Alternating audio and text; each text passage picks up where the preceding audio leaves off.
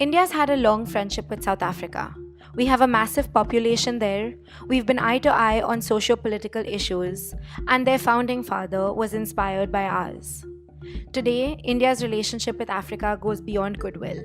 It's also very strategic.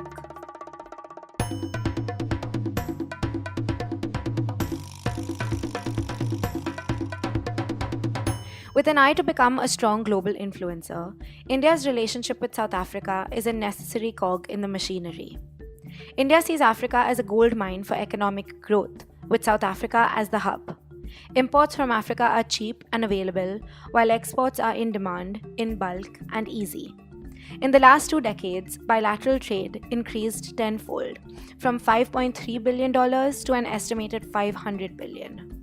Indian exports to Africa are growing, and African exports to India are growing even faster. Earlier, India's energy deficit was met through Middle Eastern and South American countries. But with Africa as an economic ally, we can do this at a fraction of the cost. The same goes for agriculture. Africa's hectares of underutilized land meet India's growing agricultural demands, in exchange for India's technology and expertise. Even private Indian investors owe their international size and stature to their presence in Africa. So necessary is Africa for India that we even lobbied for South Africa to become part of BRICS. But trade is not the only factor determining India's Africa policy. It is also about geopolitics.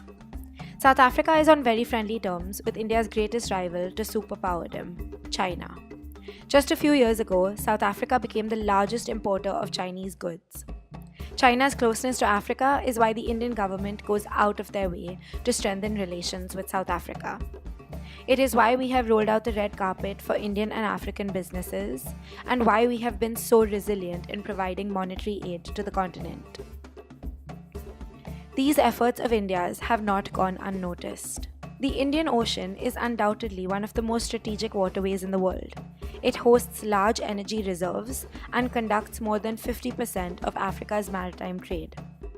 The most powerful countries in the world have their eyes on the area, yet it is India from whom South Africa has taken infrastructural help and support, and both countries are taking steps to develop their blue economies together. For India, being given a lead role in the Indian Ocean is of strategic importance. The relationship between India and South Africa is crucial even when it comes to the United Nations Security Council. A seat at the UNSC would give India international prominence.